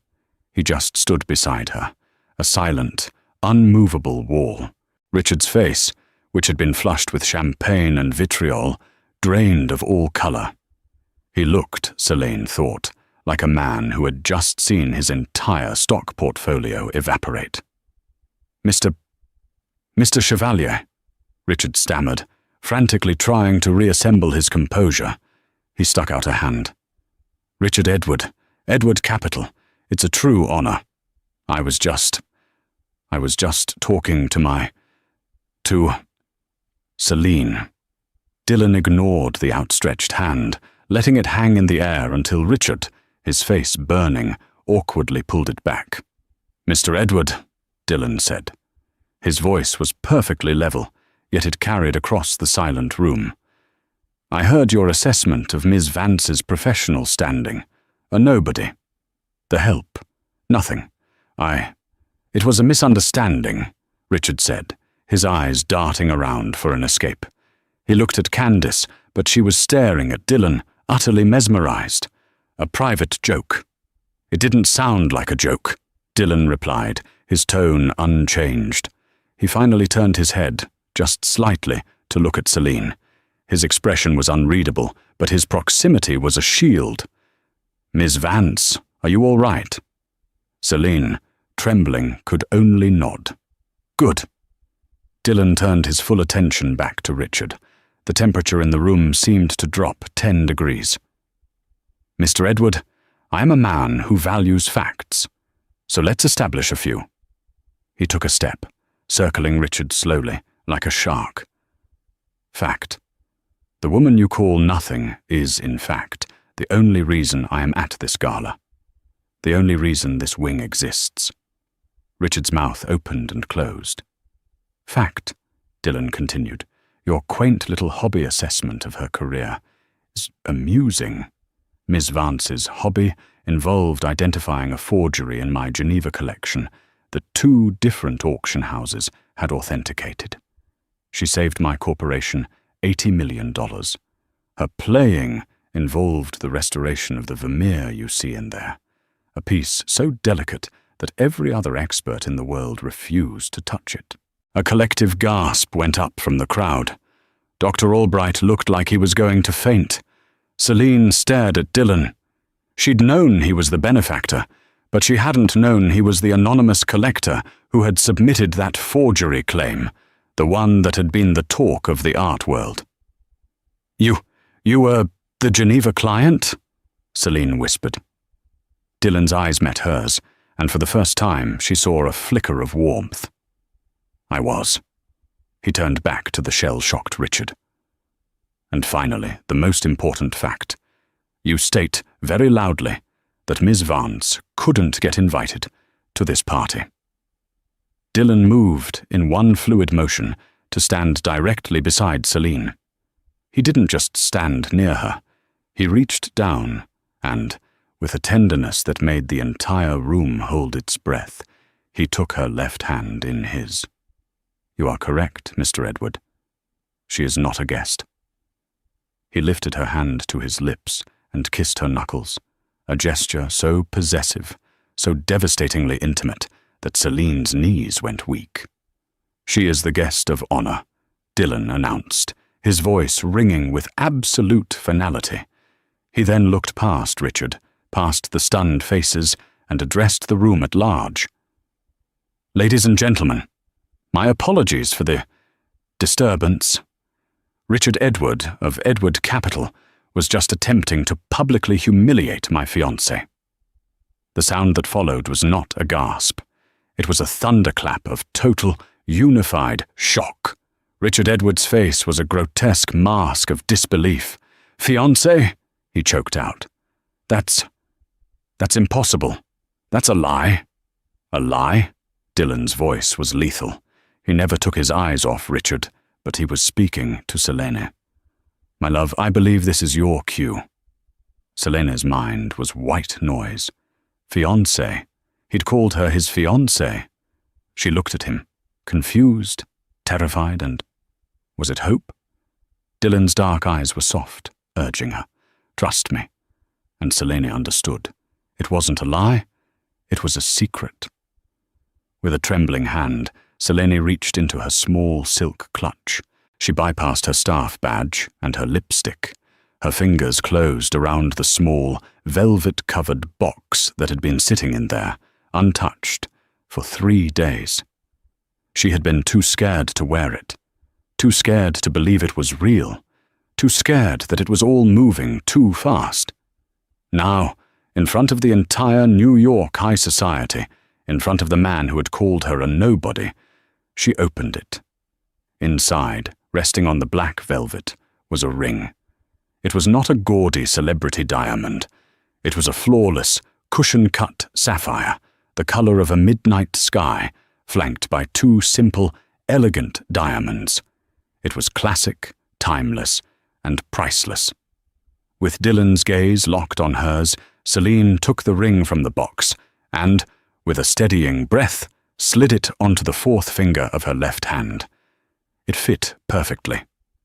She lifted her chin, her hand held high, the sapphire catching the light and flashing a brilliant, defiant blue. Dylan Chevalier smiled. It was a small, dangerous smile. He wrapped his arm around Selene's waist, pulling her flush against his side. "Allow me to reintroduce you all," he said, his voice booming with pride. "This is Selene Vance, the finest curator in the Western Hemisphere, and the future Mrs. Dylan Chevalier." If the previous silence was a vacuum, this was the stunned, echoing silence after a bomb detonates. Richard Edwards stared at the ring. His face cycled through a series of emotions so rapidly it was almost comical. Stark disbelief, raw fury, dawning horror, and finally, a deep, sickening shade of green. He looked at the ring, then at Selena's face, then at Dylan's protective, possessive stance. He was not just wrong. He was apocalyptically wrong. He had not been shaming a lowly staffer. He had been insulting the chosen partner of the most powerful, reclusive, and respected man in the room. The man he had been desperate to meet. The man whose portfolio was rumored to dwarf his own 100 times over. Candace was the first to react. Her perfectly painted mouth dropped open. "Oh my God," she breathed. Her eyes weren't on Selene, or even her husband. They were on the ring, her expression a toxic mix of jealousy and calculation. Richard stammered, his hands flapping uselessly at his sides. "Fiancé, Selene, this is a joke. You're lying." "She's lying, Chevalier. She's a manipulator. She's playing you. She did the same thing to me." It was the desperate, pathetic gambit of a cornered animal. Dylan didn't even flinch. He simply raised an eyebrow. "She's playing me, Mr. Edward? By doing her job with unparalleled brilliance? By impressing me with her integrity and passion when everyone else in this room wanted to impress me with their bank statements? You misunderstand the game." He leaned in, his voice dropping to a confidential, lethal whisper that only those in the immediate circle could hear. "She didn't tell you about us, did she? That's because you, Richard, are a footnote in her life. A bad chapter she has already closed. You are so irrelevant to her new life that it never even occurred to her to mention you." He turned to Selene, his entire demeanor softening. He brushed a stray wisp of hair from her cheek, a gesture of such profound tenderness that it served as a final, brutal nail in Richard's coffin. "I apologize, mon amour," he murmured, loud enough for Richard to hear. "I was planning a much more romantic announcement, over dinner, in Paris, but this individual forced my hand." He then looked over Richard's shoulder, his eyes finding Marcus Reed, the tech billionaire. "Marcus," Dylan called out, his voice pleasant. "Good to see you. I'm afraid I won't be able to make our meeting tomorrow. Any associate of Mr. Edwards is, unfortunately, an associate I cannot trust. My team will be in touch to dissolve the preliminary acquisition talks. My apologies." Richard's world imploded. "No!" he gasped, spinning around. "Marcus, wait! This is a personal matter. It has nothing to do with business." Marcus Reed, a shrewd man who had not gotten where he was by backing the wrong horse, just shook his head, his expression one of pure disgust. "You just publicly harassed the fiancée of Dylan Chevalier, Edward. You called her nothing. You think that's personal? That's a character flaw, and it's a fatal one. We're done." Reed turned and walked away, melting into the crowd. Richard was hyperventilating. You can't. That was a $300 million deal," he shrieked at Dylan. "It was," Dylan agreed, his voice cool. He took Selene's hand again. "Now, if you'll excuse us. My fiancée was promised a private tour of her own exhibit. Dr. Albright, who had been vibrating with a mixture of terror and glee, snapped to attention. "Yes, Mr. Chevalier. Right this way, Mr. Chevalier. Ms. Vance." Dylan wrapped his arm firmly around Selene's waist and guided her away from the scene. The crowd of onlookers, donors, and critics parted for them, their faces a mixture of awe, respect, and, for Selene, newfound admiration. Selene didn't look back. She didn't need to. She could hear, behind her, the sound of Candace's voice, high and shrill. "You idiot! You absolute idiot, Richard! You ruined everything!" She heard the sound of a champagne flute shattering on the marble floor. She heard the sound of Richard Edward, for the first time in his life, being utterly, completely, and devastatingly silent. Dylan led Selene not into the new Chevalier wing, but back to the small, quiet Dutch gallery where they had first met. The moment the door clicked shut behind them, sealing out the noise of the gala, Selene's legs gave out. Dylan caught her, his hands strong on her waist, guiding her to a velvet bench. "Breathe, Selene," he said softly, sitting beside her. She was trembling, her head spinning. "Fiancé," she whispered, looking at the stunning, heavy sapphire on her finger. "Dylan, what was that? You destroyed him." "He destroyed himself," Dylan said, his voice gentle but firm. "He laid the dynamite and lit the match. I merely pointed out that he was holding it. But to say that, to do that, in front of everyone, our engagement, we haven't we?" he asked, a small smile playing on his lips. He reached into the breast pocket of his tuxedo and pulled out a small black velvet box, the twin of the one that had been in her purse. Selene's jaw dropped.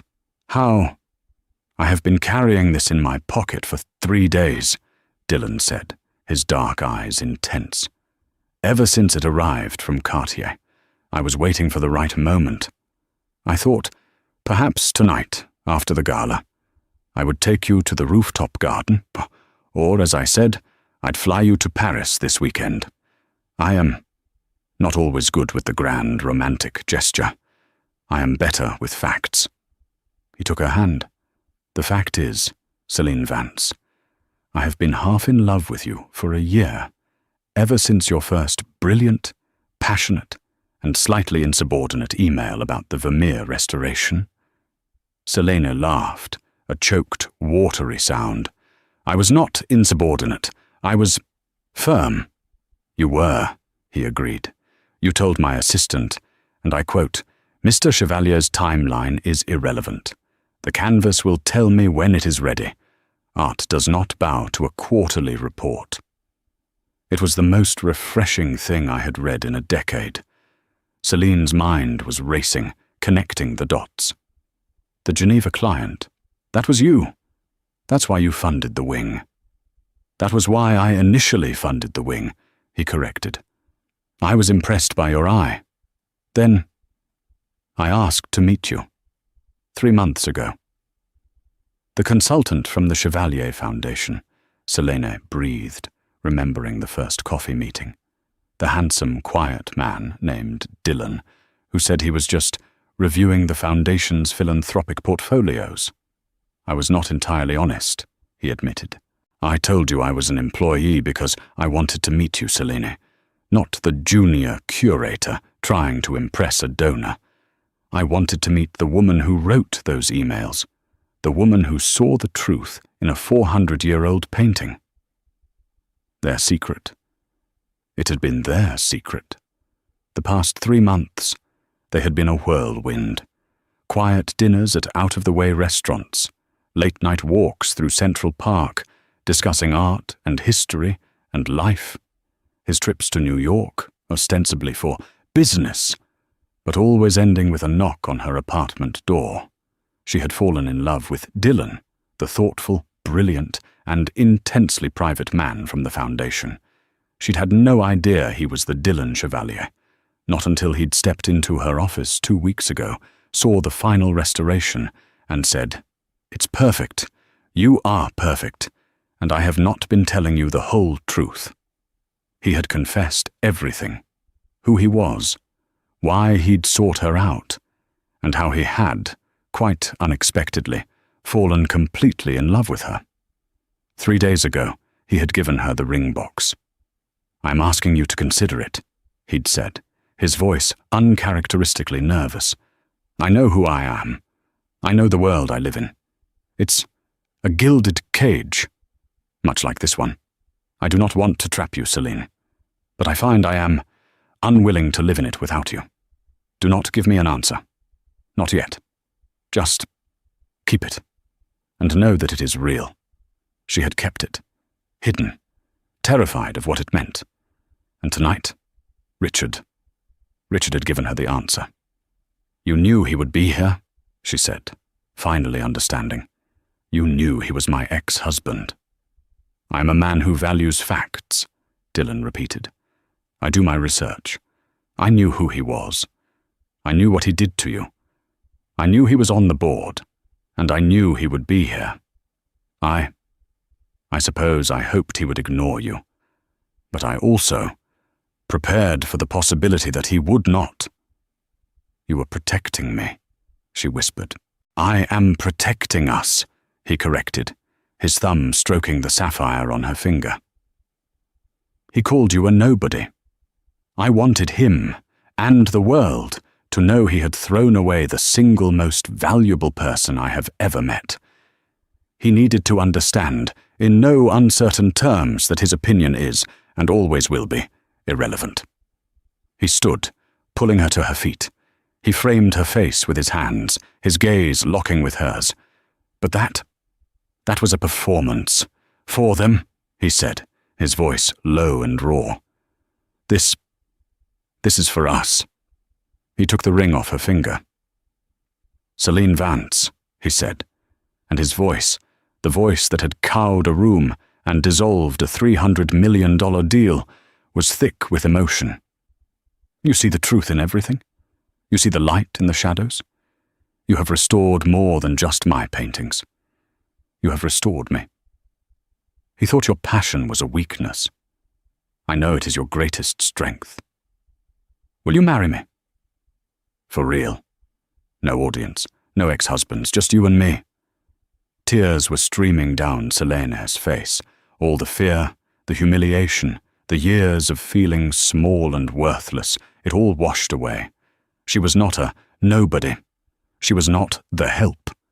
She was Selene Vance, and she was loved. "Yes," she cried, laughing and sobbing all at once. "Dylan, yes, 1,000 times, yes." He slipped the ring back onto her finger, the sapphire sliding home, this time for good.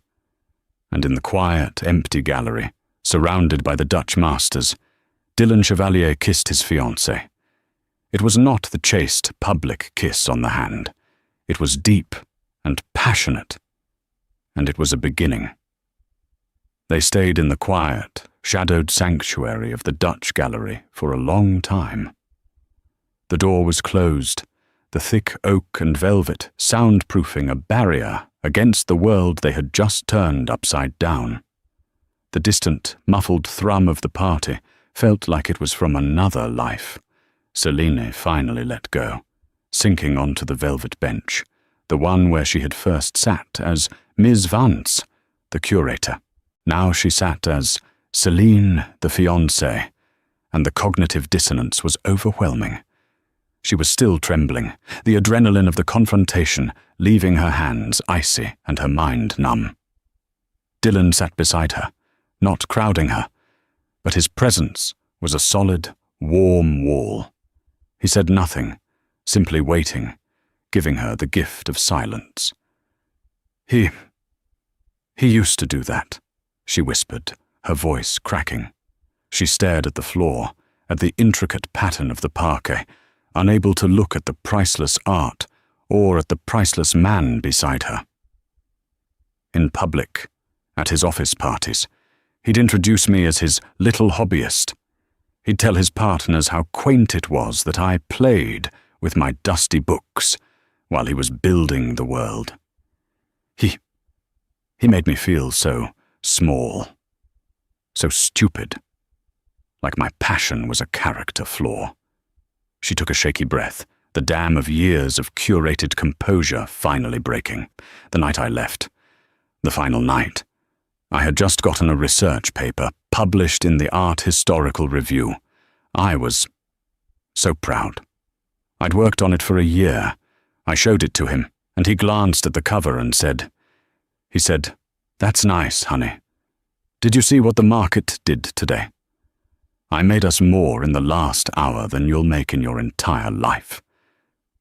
He tossed it on the coffee table, and it knocked over a wine glass. It stained the entire front page. She was crying now, silent, hot tears of humiliation, relived. He didn't even apologize. He just sighed, like I had inconvenienced him. That was it. That was when I knew. It wasn't just that he didn't respect my work. He didn't respect me. And tonight, when he grabbed me, I was right back in that apartment, with the spilled wine and the look of utter contempt on his face. I was that small, stupid person all over again. Dylan's hand, which had been resting on the bench, finally moved. He didn't pat her shoulder.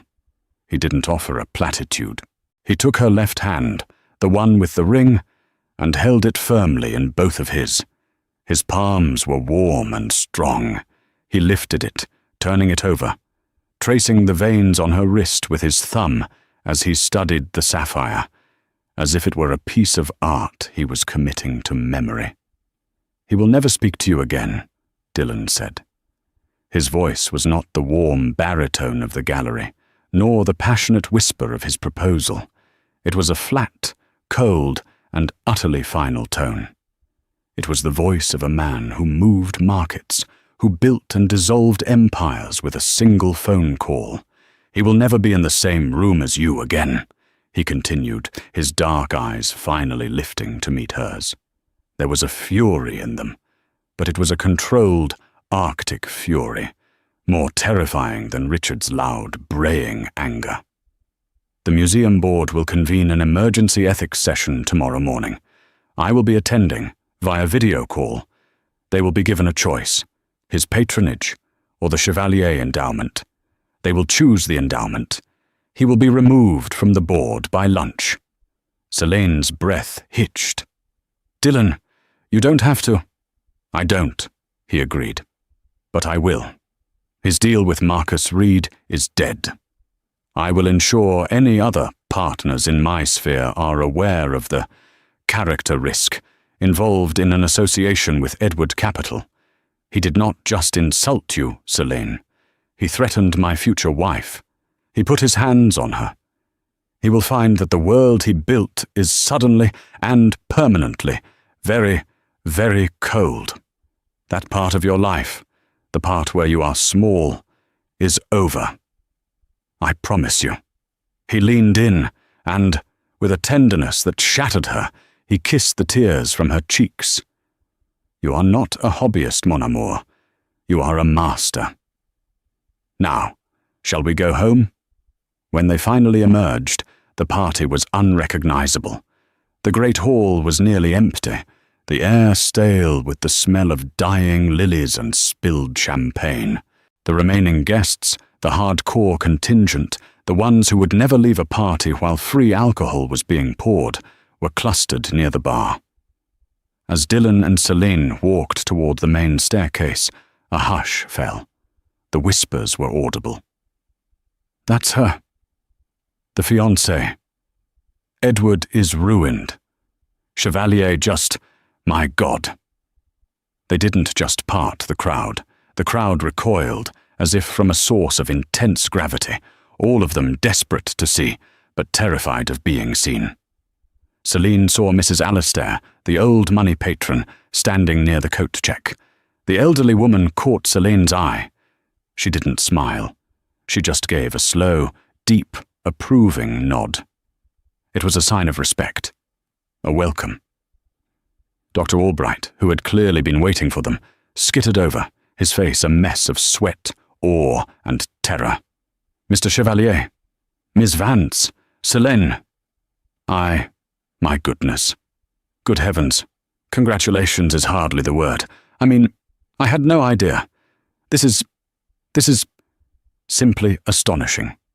"Thank you, Dr. Albright," Selina said, and she was amazed to hear her own voice, steady and warm. The tremble was gone. "It's been a remarkable evening." "Indeed," Dylan said, slipping his hand to the small of her back. "And it's given me time to think. Dr. Albright, I was so impressed with the Chevalier wing, but my discussions with Celine, it's clear the entire restoration department is operating on a shoestring. That changes. Effective tomorrow." Dr. Albright went rigid. Mr. Chevalier, I am doubling the Foundation's endowment," Dylan said, as casually as if ordering coffee. "But it will be restructured. The new funds will establish a state-of-the-art technical analysis lab, endow 2 new senior fellowship positions, and create a new director-level position to oversee all of it.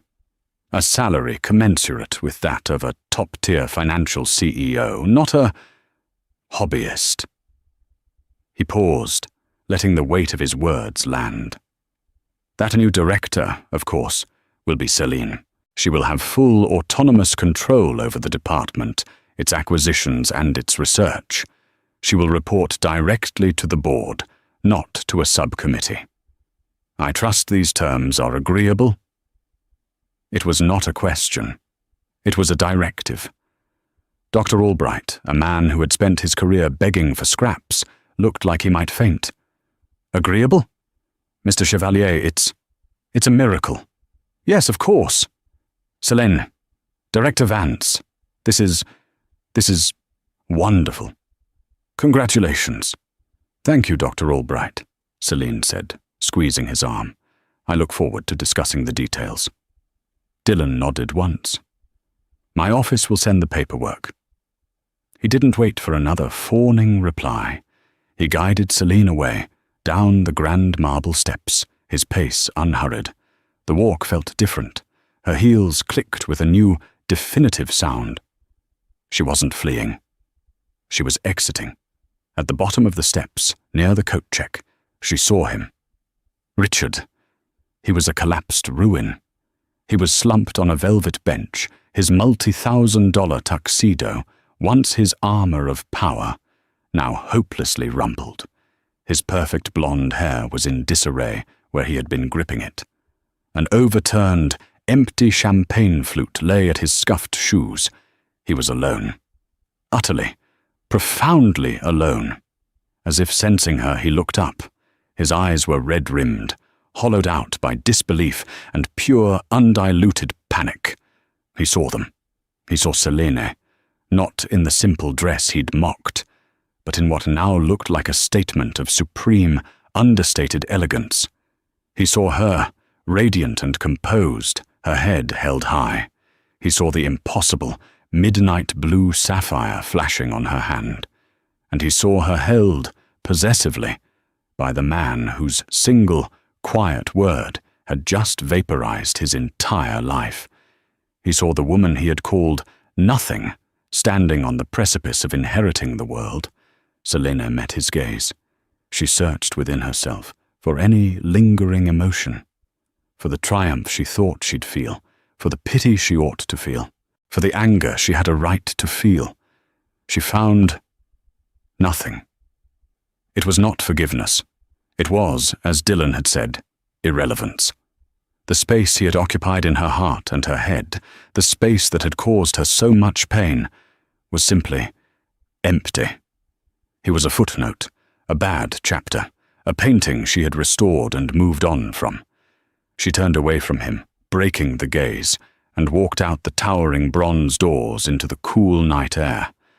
A sleek, black Bentley. Not a taxi, not an Uber, but a private car, was waiting at the curb. The driver, a man with the discreet professionalism of a Secret Service agent, held the door. Dylan helped her in, his hand warm on hers. The heavy door shut with a solid, satisfying thud, encasing them in a world of rich leather, polished wood, and absolute, perfect silence.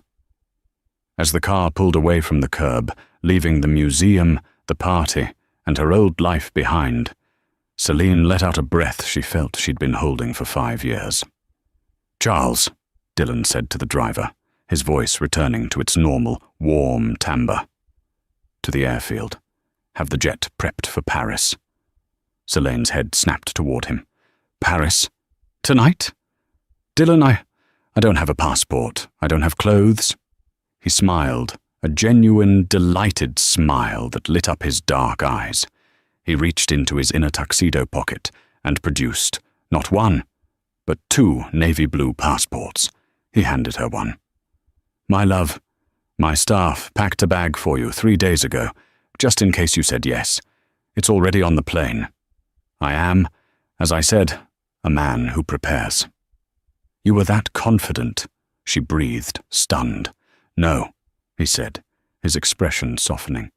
"I was that hopeful. However, I am also starving, and the jet catering is good, but it's not what I'm in the mood for." He tapped the intercom. "Charles, find the best, greasiest drive-through cheeseburger you can find between here and Teterboro, and a chocolate shake." "Celine?" She laughed, a real, bubbling, joyous laugh that felt foreign and wonderful. "A strawberry shake," she managed. "A strawberry shake," Dylan confirmed, and sat back, taking her hand. "I still owe you a proper proposal," he said softly, as the car sped toward the West Side Highway. "One without an audience, and without a villain. On the Pont des Arts, perhaps. At sunrise." Selena leaned her head against his shoulder, the wool of his tuxedo soft against her cheek. She looked at the flashing sapphire, then at the man who had placed it there.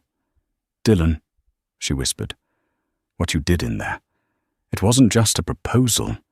You didn't just give me a ring. You gave me back my name. You gave me back my work. You gave me back myself. How can Paris possibly top that?" "It won't," he murmured, kissing the top of her head.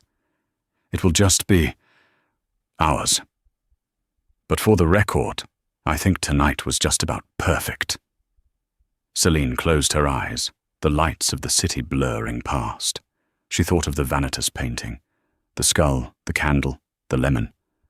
Richard had been the skull, a dull, dry, beige afterthought. But her life now, it was the lemon.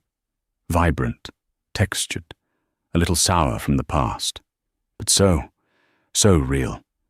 And for the first time in a very long time, it was bathed in the most brilliant, beautiful light. And just like that, Richard Edward learned that the loudest voice in the room isn't the most powerful. He tried to extinguish Selene's light, forgetting that she was the one who created it. His world, built on ego and intimidation, collapsed with a single, quiet word: fiancé. Selene's revenge wasn't loud. It was the undeniable, glittering fact of her happiness. The ultimate success isn't just rising above those who tried to pull you down. It's finding someone who sees your true worth, even when you've forgotten it yourself. What did you think of Richard's instant karma? Have you ever seen someone so arrogant get taken down so perfectly? Let me know your favorite part of the story in the comments below. And if you loved Selene's incredible story of vindication, please do me a huge favor. Hit that like button. Share this video with someone who needs a reminder of their own worth. And be sure to subscribe and turn on notifications so you never miss another story of justice and new beginnings. Thanks for listening.